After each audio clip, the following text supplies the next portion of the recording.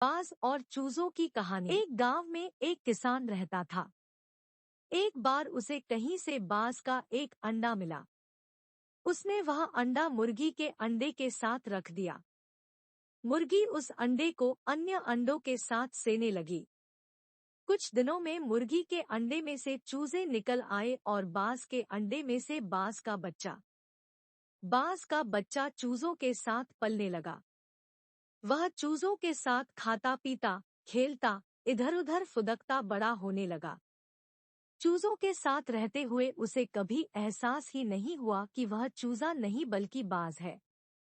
वह खुद को चूजा ही समझता था और हर काम उन्हीं की तरह करता था। जब उड़ने की बारी आई तो अन्य चूजों की देखा देखी वह भी थोड़ी ही ऊंचाई तक उड़ा और फिर वापस जमीन पर आ गया। उसका भी ऊंचा उड़ने का मन करता, लेकिन जब वह सबको थोड़ी ही ऊंचाई तक उड़ता देखता तो वह भी उतनी ही ऊंचाई तक उड़ता। ज्यादा ऊंचा उड़ने की वह कोशिश ही नहीं करता था।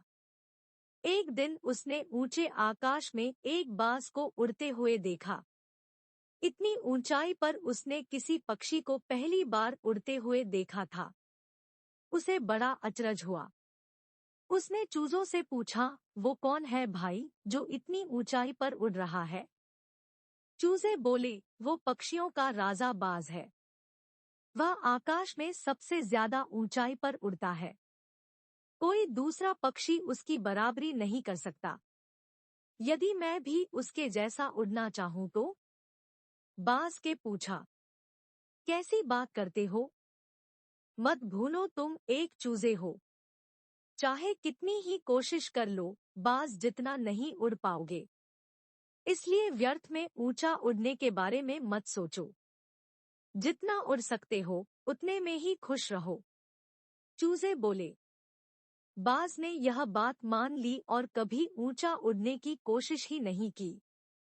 बाज होने बावजूद वह पूरी जिंदगी मुर्गी के समान जीता रहा। सीख, सोच और दृष्टिकोण का हमारे जीवन पर बहुत गहरा प्रभाव पड़ता है। हम सभी क्षमता और संभावनाओं से परिपूर्ण हैं।